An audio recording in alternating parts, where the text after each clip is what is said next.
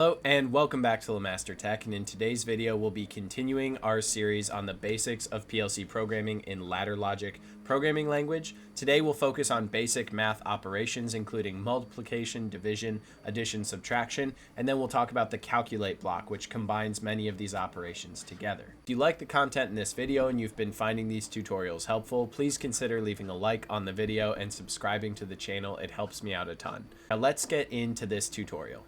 Okay, so for today's video, I've just gone ahead and made some empty integer tags in my PLC. So we're gonna use integers. We don't need reals or floats, but the math that we're doing in today's video, you could make these floats or decimal values, and they will still work. We're just gonna use integers today to keep it simple.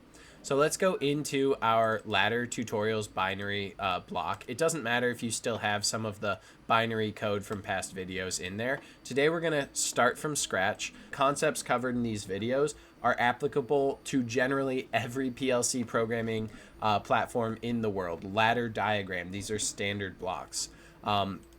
So today we're going to talk about when you hit an empty block. Pretty much every PLC programming software has some version of all the basic mathematical operations. They have an add block, they have a subtract block, they have a division block and a multiplication block. And a cool thing about TIA, most platforms have some version of this, but if you have a block, it's very easy to change in between one and the other. To make this a little bit more readable, I'll put add and subtract up top, and I'll put multiply and divide in the bottom. And just to talk about the sort of the variables that you're seeing on these blocks, you're seeing input 1 and input 2 and then an output. The easiest thing we can do to showcase these working is use one variable like my int 0 and put a hard-coded value in input 2, and then put a new integer in the output here and say my int 1. So what this should do is say 1 plus 2 goes into the output. Now let's go ahead and set all of these up at once, because this isn't really the super interesting part. I'm gonna just sort of jump ahead to where I have my values added into each block so you don't have to watch it. Okay, and you don't have to use the same, actually it's probably better if I don't. You don't have to use the same constant for every block, just to be clear. This is just me entering a number. And you could enter another variable in here too. If you're doing something dynamic scaling or checking states of sequence steps or anything else like that, this could also be a variable. And you see addition and multiplication are ones where they're also okay with you adding multiple operands. So obviously to do addition, you have to add at least two things together. Same with multiplication. But you could do a long string of multiple values, addition and multiplication, on these blocks. It isn't there for subtraction and division because the order matters, and they can't necessarily tell if you want to divide this by this by this by this, or subtract this by this by this by this, in what order. But addition and multiplication you can, and in just a minute we'll talk about a more complicated block that does let you combine all of these functions. But let's go ahead and download to the PLC just to showcase these 4 simple mathematical blocks.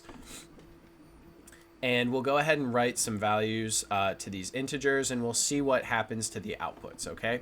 So here we see my int 0 currently set to 0. If I change it to 50, you see my int 1 is just 50 plus 10, it's 60. If I change this to 75, my int 1 is 85. So the output is simply the addition of 1 plus 2. A little bit different over here, if you look at the subtract block, it's 1 minus 2. A little bit different, but not really. And if you do 20 minus 8, it's 12. Okay, so input 1 minus input 2 goes into input 3.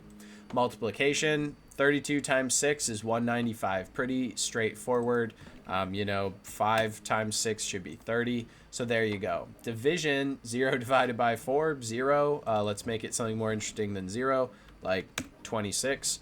And you see something interesting now with TIA Portal. If you're dividing an integer by an integer and putting it in an integer value, it will still allow that, but it's going to give you the nearest integer value. And so 26 divided by 4 is obviously 6.5. And if we went to 27, you're getting 6.75, but you see it's doing floor division. It's rounding down. There's one block I wasn't necessarily going to cover because it's a little less common here, but the modulus block is sort of the 5th math block. And if we took this input 6 and we still put 4 down here, and we put it in a new integer value, my int 8, let's say, and we divide, or download, there we go, you can see that if you're using integer values, because Booleans, or floats, decimal values use up more memory, sometimes you do just want to use an integer and know what the remainder is. That's what the mod block is. Modulus is the remainder of a division system. So 27 divided by 4, where you want the integer value, will round down to 6, and so will 26, and so will 25. But what's changing is the remainder, so you can get the remainder separately using this modulus block. Okay, so there's addition, subtraction, multiplication, division, and modulus. All right, so that's a lot of simple math pretty fast.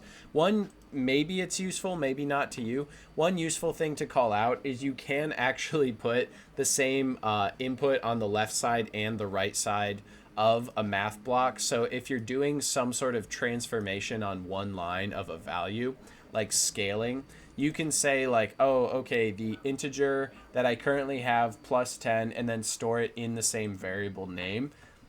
There's really no good reason to do that, but technically it's still valid code. So let's look at a real world scenario really quick where we combine a couple of these to create a Celsius to Fahrenheit or Fahrenheit to Celsius converter, right?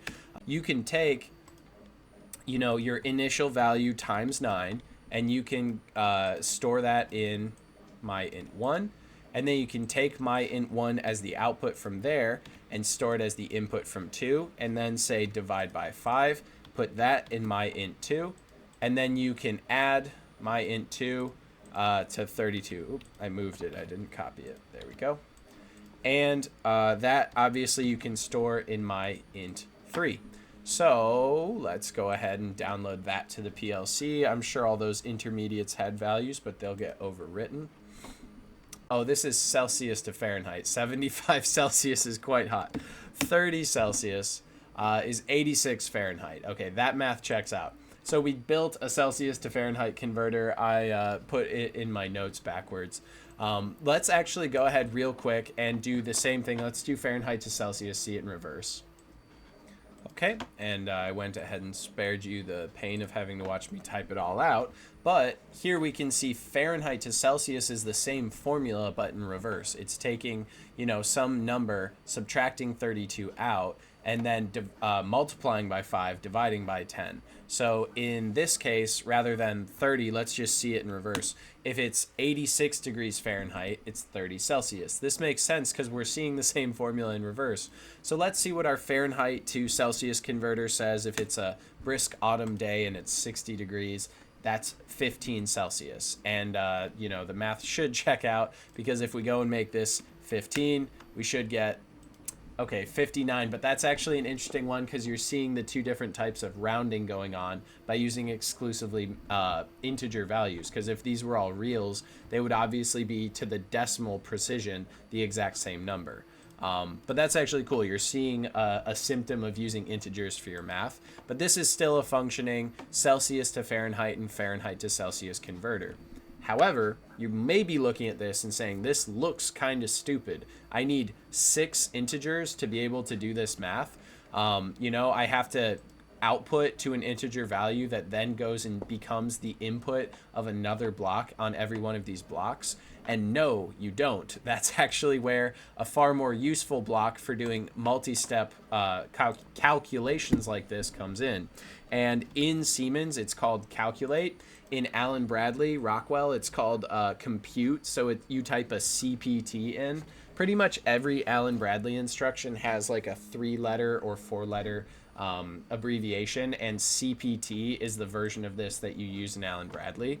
I actually think the compute block in Rockwell is a little bit more intuitive than the calculate block in Siemens, but they do functionally the same thing.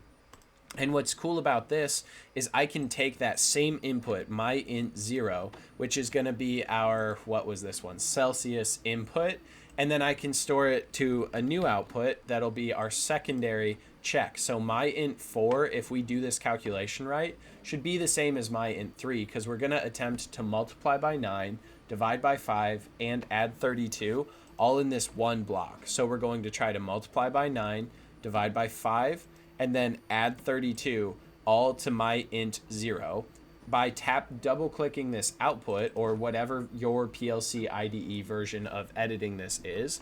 And the output, we reference those input variables in defining our output function. So we just come in here and we say input 1 times input 2, so multiply by 9, divided by input 3, divide by 5, and then plus input 4, so add 32, okay? And I'm quite confident this is going to work, but let's go ahead and do the reverse version of it too, so you can we can just get both of them knocked out at the same time. So we'll use that my int 5 as the input, and what's the next unused one? We'll use my int 9 as the output for this one. And then the only thing different here is we want to subtract by 32, multiply by 5, and divide by 9. I'll just keep them in that order we want to use them here. And this function is going to be little different. It's going to be input 1 minus input 2. Fortunately, compute blocks and calculate blocks respect PEMDAS. It respects the order of operations, to put it more clearly. So we're going to use those parentheses to say do the subtraction first and then multiply by input 3 and divide by input 4. There we go. I put a space in the wrong spot.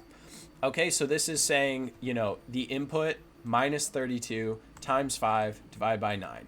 Okay, so if we did our math correctly, and I'm something of a math whiz, let's go ahead and download. So we did the kind of show each step using each block one at a time, and we have 15 converts up to 59, and then we have 60 converts down to 15. We see the same thing happening here. So if we say Celsius 22 degrees, 71 degrees Fahrenheit. Well, let's say if we have 72 degrees Fahrenheit, it converts down to 22 degrees Celsius. So 75, 23, yeah, I guess that saw that coming. 19 would convert up to 66. Okay, so this is a pretty solid basic introduction to math and simple mathematical operations in ladder programming for Siemens. And so we'll probably do an advanced math video at some point in the future, but those come up far less frequently than the ones we covered today. So hopefully you found this useful. Hopefully you've been enjoying the series. If there's a specific concept you want to see covered in the video, be sure to let me know about in the comments below. As always, thank you for watching. Don't forget to like the video, subscribe to the channel, and see you next time. Thanks. Bye.